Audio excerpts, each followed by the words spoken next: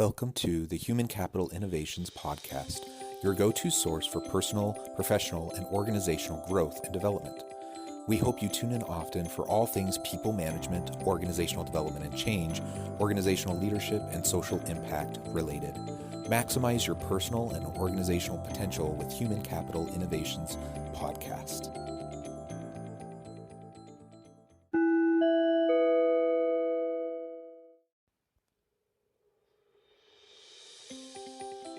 Welcome to the Human Capital Innovations Podcast. As part of our inspiring TED Talk series spotlighting can't-miss TED Talks and their key takeaways, today I explore Fields Wicker-Miurin's famous 2009 TED Talk, Learning from Leadership's Missing Manual.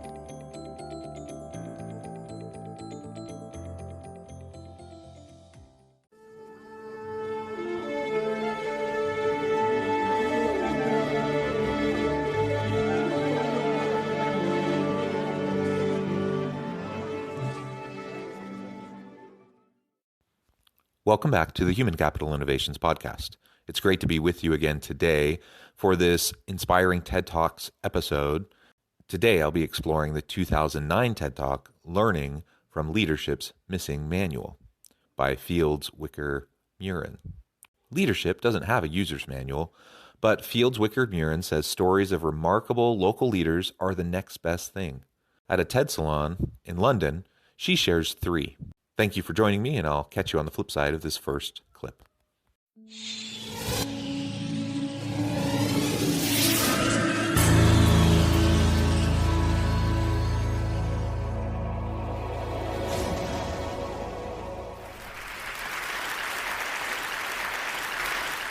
I'm going to talk about some of my discoveries around the world through my work.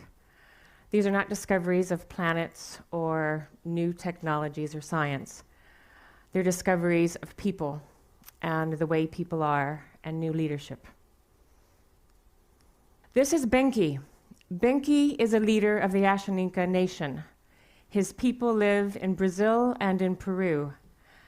Benki comes from a village so remote up in the Amazon that to get there, either you have to fly and land on water or go by canoe for several days. I met Benki 3 years ago in Sao Paulo when I had brought him and other leaders from indigenous peoples to meet with me and leaders from around the world because we wanted to learn from each other. We wanted to share our stories with each other. The Ashaninka people are known throughout South America for their dignity, their spirit, and their resistance, starting with the Incas and continuing through the 19th century with the rubber tappers. Today's biggest threat to the Ashaninka people and to Benki comes from illegal logging, people who come into the beautiful forest and cut down ancient mahogany trees, float them down the river to rolled markets. Benki knew this. He could see what was happening to his forest, to his environment, because he was taken under his grandfather's wing when he was only 2 years old to begin to learn about the forest and the way of life of his people. His grandfather died when he was only 10. And at that young age, 10 years old, Benki became the Paje of his community. Now, in the Ashaninka tradition and culture, the Paje is the most important person in the community. This is the person who contains within him all the knowledge, all the wisdom of centuries and centuries of life. And not just about his people, but about everything that his people's survival depended on. The trees, the birds, the water, the soil, the forest. So when he was only 10, and he became the Paje, he began to lead his people. He began to talk to them about the forest that they needed to protect, the way of life they needed to nurture. He explained to them that it was not a question of survival of the fittest. It was a question of understanding what they needed to survive and to protect that. So as she starts her TED Talk, she explains a little bit about her background and then moves directly into telling 3 really important and powerful stories about different leaders within different contexts and how they go about their life in trying to make a difference. And one of the things that I hope you'll pay attention to throughout her TED Talk is really some of the simple principles that you see in action through their examples. This first story, I think, is really interesting to me because you have this remote village, you have this young boy who takes over as the padre, as the leader of the village, and they're dealing with deforestation issues and their connection to the planet, their connection to each other and their forest that they've relied on for so long. And I can just picture this young boy carrying the weight of that responsibility, trying to understand how to help his people, trying to understand the complexity of the challenges that he and his people are facing, and trying to figure out how to move forward. I can just sense the weight that must be on his shoulders as he recognizes his youth, he recognizes his inexperience. And one of the things that really just sticks out to me from that is that he must be someone who is very serious and willing to take on that kind of a role, someone who recognizes the importance of the people he is serving, and that he sees himself truly as a server of people rather than someone entitled to power and authority and the admiration of his people. Surely he gained those elements. Surely he had power and influence, and surely he had their admiration through the way he led them and the way he tried to respond to the challenges that they were facing. But it started with him accepting the responsibility, bearing that weight, and then simply being humble and trying to move forward to make a difference and serving his people. 8 years later, when he was a young man of 18, Benki left the forest for the first time. He went 3,000 miles on an odyssey to Rio, to the Earth Summit, to tell the world what was happening in his tiny little corner. And he went because he hoped the world would listen. Some did, not everybody.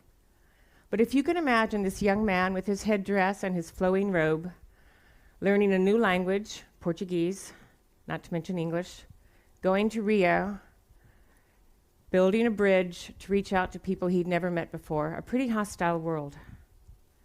But he wasn't dismayed. Benki came back to his village full of ideas, new technologies, new research, new ways of understanding what was going on. Since that time, he's continued to work with his people, and not only the Ashaninka Nation, but all the peoples of the Amazon and beyond. He's built schools to teach children to care for the forest. Together, he's led the reforestation of over 25% of the land that had been destroyed by the loggers. He's created a cooperative to help people diversify their livelihoods, and he's brought the internet and satellite technology to the forest, both so the people themselves could monitor the deforestation, but also so that they could speak from the forest to the rest of the world. If you were to meet Benki and ask him, why are you doing this? Why are you putting yourself at risk? Why are you making yourself vulnerable to what is often a hostile world? He would tell you, as he told me, I asked myself, he said, what did my grandparents and my great-grandparents do to protect the forest for me? And what am I doing? So when I think of that, I wonder what our grandchildren and our great-grandchildren, when they ask themselves that question, I wonder how they will answer. He took on the challenge. He stepped up to the plate, whatever metaphor you want to use. He really bore the weight that was on his shoulders, and he's made the most of it.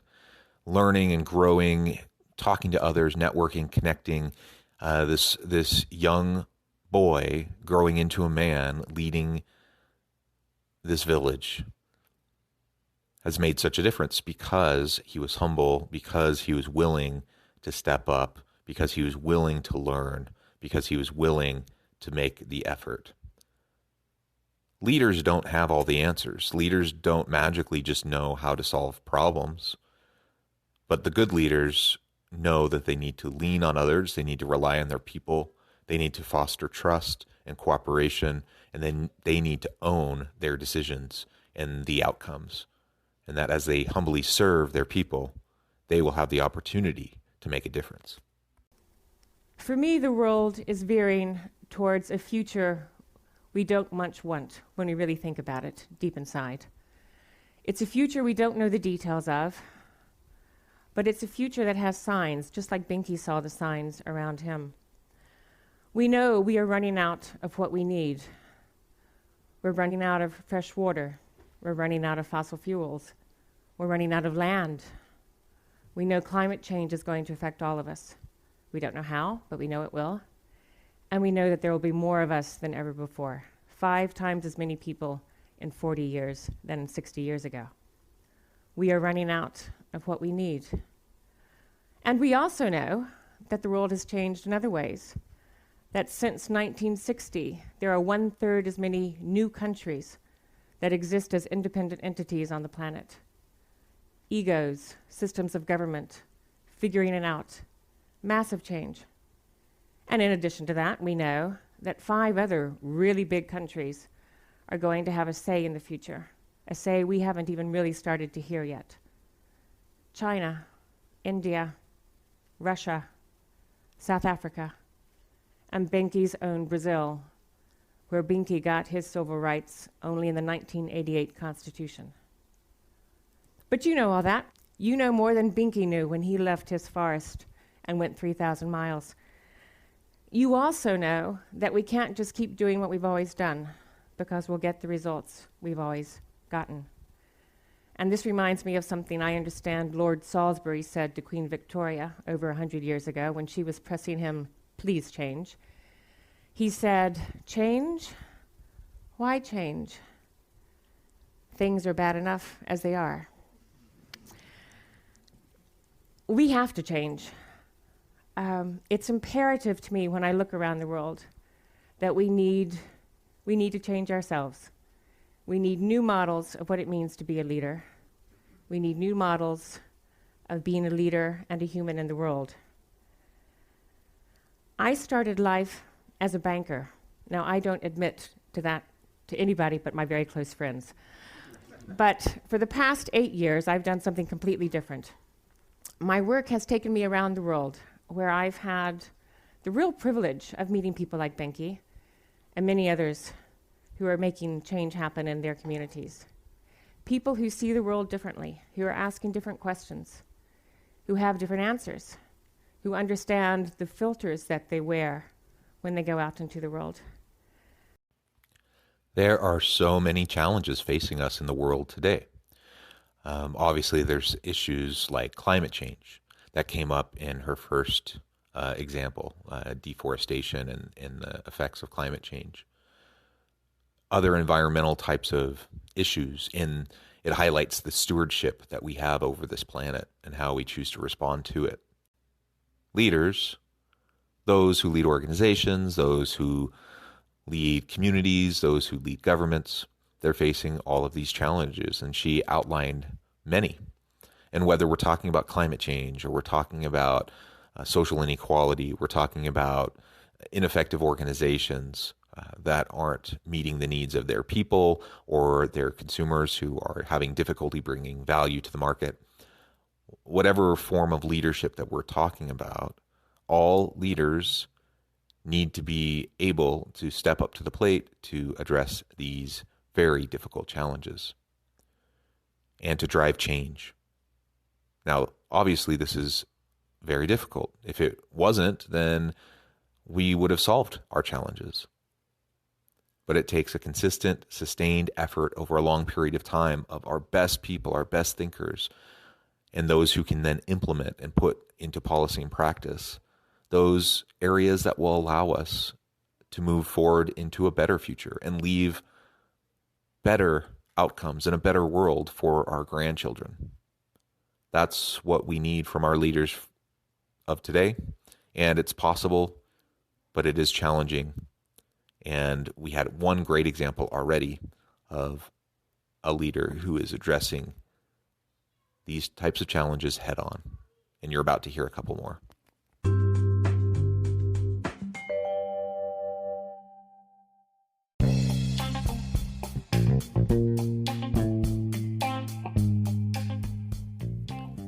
excited to announce the publication of my new book from HCI Press, The Alchemy of Truly Remarkable Leadership: Ordinary, Everyday Actions that Produce Extraordinary Results.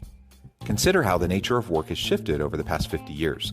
With increased globalization, rapid technological advancement, and the shift in economic composition, the average job of today looks very different than the average job of 50 years ago. What will the jobs and organizations of tomorrow look like? Moreover, what does this all mean for organizational leaders? What are the core competencies and capabilities of organizations and their leadership that are prepared for continued disruption and geopolitical and socioeconomic shifts? Regardless of what the future holds, increasingly, leaders need to be socially minded, data-driven, decisive, champions of talent, and disruptors of the traditional notions of leadership, teams, organizations, and work. The Alchemy of Truly Remarkable Leadership will help you to explore your own leadership competencies and capabilities and consider ways to apply and implement them into your workplace and personal life.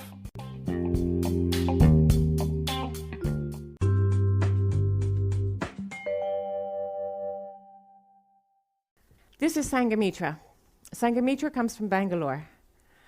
I met Sanghamitra 8 years ago when I was in Bangalore organizing a workshop with leaders of different NGOs working on some of the hardest aspects of society.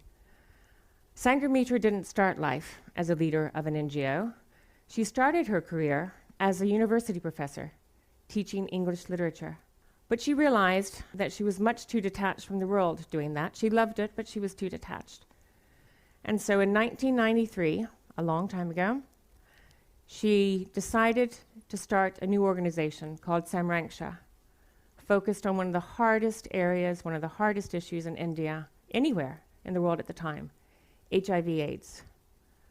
Since that time, Samrangsha has grown from strength to strength and is now one of the leading health NGOs in India. But if you just think about the state of the world and knowledge of HIV/AIDS in 1993, in India at that time, it was skyrocketing and nobody understood why. And everyone was actually very, very afraid. Today, there are still 3 million HIV positive people in India. That's the second largest population in the world. When I asked Sanghamitra, how did you get from English literature to HIV/AIDS? Not an obvious path. She said to me, it's all connected. Literature makes one sensitive to people, to their dreams, and to their ideas. Since that time, under her leadership, Samrangsha has been a pioneer in all fields related to HIV/AIDS. They have respite homes, the first care centers, the first counseling services, and not just in urban 7 million population Bangalore, but in the hardest to reach villages in the state of Karnataka. Even that wasn't enough. She wanted to change policy at the government level. 10 of their programs that she pioneered are now government policy and funded by the government. They take care of 20,000 odd people today in over 1,000 villages around Karnataka. Another inspiring example, someone who saw a really challenging problem. And think about HIV/AIDS, especially back then. It's still challenging now, for sure. But even back then, there were so many unknowns, so many more unknowns, and it gripped the world. And in India, it took such a hold, and it was having such a negative impact. She, as a professor, she was making a difference. She was shaping young minds. She was preparing future leaders. That's not a small thing.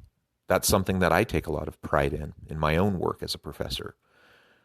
But she saw this need. She saw something more that needed to be addressed. And through her work, she emerged, she made that transition from being a professor and teaching and preparing young minds to lead in the future to taking on that mantle herself and leading one of the foremost NGOs addressing the HIV/AIDS problem, really becoming the expert in all things related to HIV/AIDS. That is incredible. And it must have been incredibly challenging to do. And it represents a lot of courage and bravery that she was willing to step away from this comfortable life as a professor, a sheltered life, a privileged life, one that honestly, while you're going to have your ups and downs like anyone else, you're free of a lot of those types of challenges because of the security you face, because of the nature of the job. That's something that I recognize. I know that that's something that I am privileged to enjoy. But she stepped away from it all, put her career on the line because of the need. Again, like in the first example, because she was humble enough to see the challenges and willing to step up to the plate to meet that challenge. She works with people like Murali Krishna. Murali Krishna comes from one of those villages. He lost his wife to AIDS a couple of years ago, and he's HIV positive. But he saw the work, the care, the compassion that Sanghamitra and her team brought to the village, and he wanted to be part of it. He's a Leaders Quest Fellow, and that helps him with his work. They've pioneered a different approach to villages. Instead of handing out information and pamphlets, as is so often the case, they bring theater troupes, songs, music, dance, and they sit around and they talk about dreams. Sanghamitra told me just last week she had just come back from 2 weeks in the villages, and she had a real breakthrough. They were sitting in a circle talking about the dreams for the village. And the young women in the village spoke up and said, "We've changed our dream. Our dream is for our partners, our husbands, not to be given to us because of a horoscope, but to be given to us because they've been tested for HIV." If you were lucky enough to meet Sanghamitra and ask her why and how have you achieved so much, she would look at you and very quietly, very softly say, "It just happened. It's the spirit inside." Now, how many leaders do you know of large, incredibly successful organizations where you are the expert in your field in all things related to a particular issue? And when someone asks you, "How did you make it happen?" your first response is, it just happened. It was inside me. The level of humility, setting aside the ego, recognizing that, obviously she was incredibly successful. Obviously she had a lot of talents that she brought to the table. But she wasn't all caught up in taking credit. She was about making a difference. And she recognized that there was something inside of her that helped to drive that change.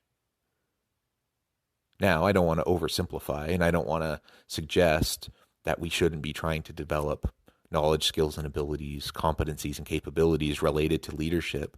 I obviously don't believe that, because that's so much of what I do. That's why this podcast even exists, is because I think we can learn how to be better leaders.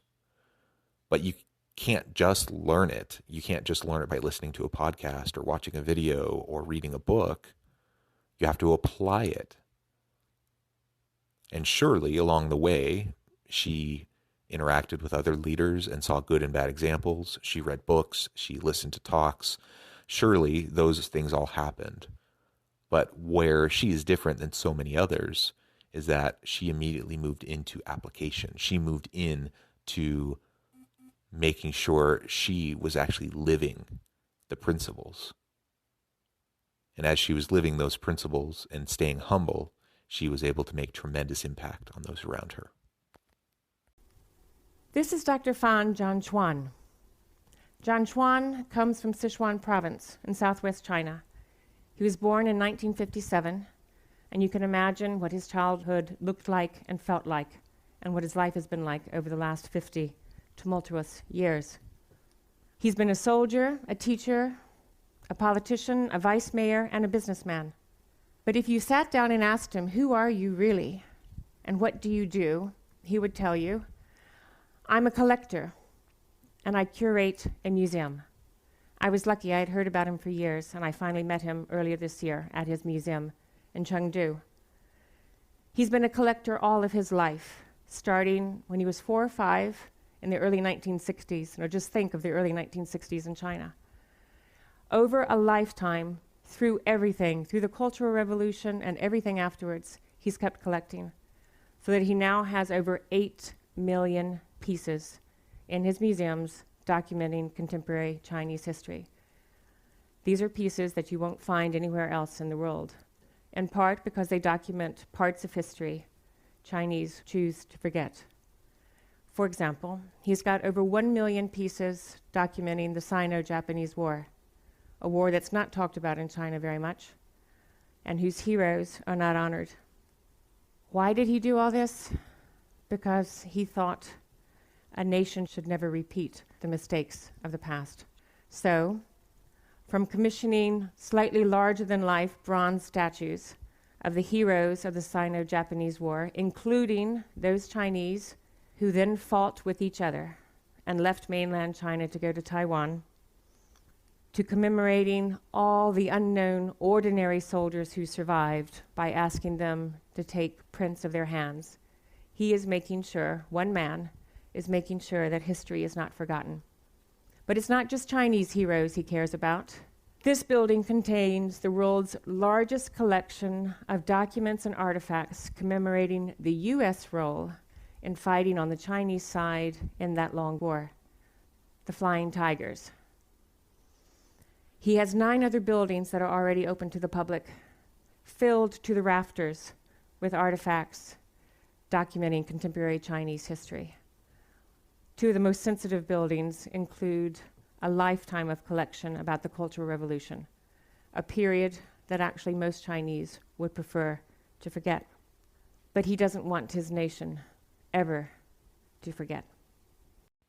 In this third example, you have someone who recognizes the importance of history, someone who recognizes the importance of learning from that history, learning from our past, and never repeating those most negative times of our history. Again, that requires a certain level of humility. It also requires courage. I mean, think about his endeavor in China and how that must go against so much of the establishment. That's a bit of a scary thing, especially in a region that doesn't always want to air its dirty laundry, and doesn't want to acknowledge those painful areas of the past. But he's single-handedly making sure that he preserves that past, making sure that he tells that story, making sure that he honors those that need to be honored, so that that history isn't erased, and so that people can continue to learn from it. What you see in all 3 of these examples is humility, you see courage, you see willingness to step into the unknown, to take on challenges even when you don't have a good answer. That is incredibly impressive to me, and something that I think most leaders need to strive to emulate, and that most of us really can do much better at. These people inspire me, and they inspire me because they show us what is possible when you change the way you look at the world, change the way you look at your place in the world. They looked outside and then they changed what was on the inside. They didn't go to business school. They didn't read a manual, how to be a good leader in 10 easy steps. But they have qualities we'd all recognize. They have drive, passion, commitment. They've gone away from what they did before, and they've gone to something they didn't know. They've tried to connect worlds they didn't know existed before. They've built bridges and they've walked across them. They have a sense of the great arc of time and their tiny place in it. They know people have come before them and will follow them. And they know that they're part of a whole, that they depend on other people. It's not about them, they know that, but it has to start with them. And they have humility. It just happens. But we know it doesn't just happen, don't we? We know it takes a lot to make it happen, and we know the direction the world is going in. So I think we need succession planning on a global basis. We can't wait for the next generation, the new joiners, to come in and learn how to be the good leaders we need. I think it has to start with us. And we know, just like they knew, how hard it is. But the good news is that we don't have to figure it out as we go along. We have models. We have examples, like Benki and Sanghamitra and John Chuan. We can look at what they've done. If we look, we can learn from what they've learned. We can change the way we see ourselves in the world. And if we're lucky, we can change the way our great-grandchildren will answer Benki's question. Thank you.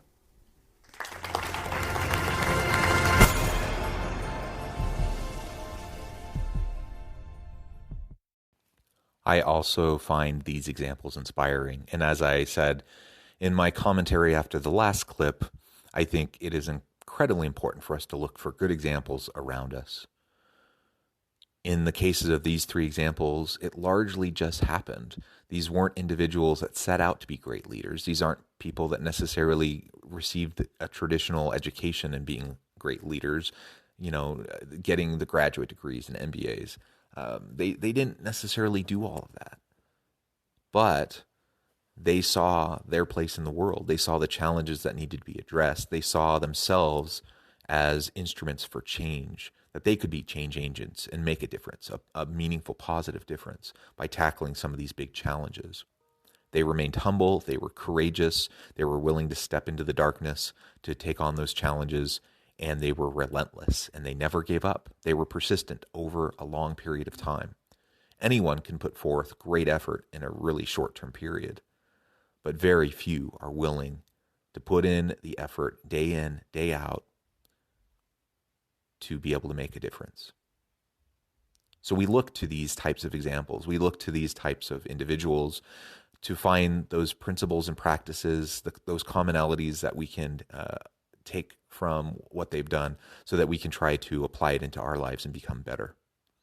Now, I say all of that, and I do believe that each of us has that great leadership potential within ourselves. I do believe that great leaders can pop up anywhere, that you don't need to get a degree in leadership. You don't need to get an MBA to be a great leader. And in fact, sometimes formal education can be a hindrance if people aren't humble and they aren't willing to serve their followers. They're not willing to recognize where they sit within the grand scheme of all of these great challenges that they face. But let's not also forget that we truly can develop these skills. They are skills and competencies and capabilities that we can grow in ourselves over time. We can exercise them like any other muscle through application and practice, through self-reflection and continual efforts to learn and grow. We can become better leaders. That is my hope for myself. That's my hope for all my students. That's my hope for all those organizations I work with when I do consulting work. And it's my hope for all of you who are listening. I hope we can all become great leaders, humble leaders, courageous leaders. And together we can make a difference in the world. We can address these challenges, and we can make the world a better place for our children, for our grandchildren, for everyone to come. Thank you for joining me for this episode of the Human Capital Innovations Podcast. As always, I hope you stay healthy and safe, that you can find meaning and purpose at work each and every day, and I hope you have a great week.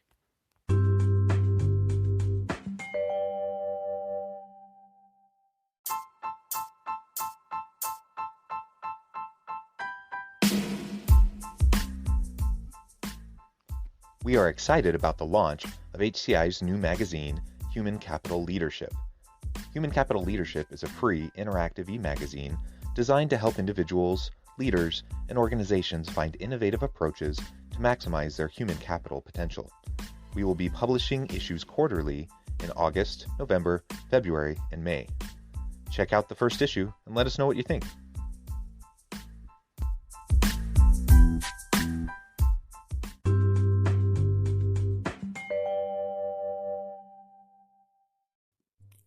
Thanks again for joining us for this episode of the Human Capital Innovations Podcast. I hope you stay healthy and safe and that you have a great week.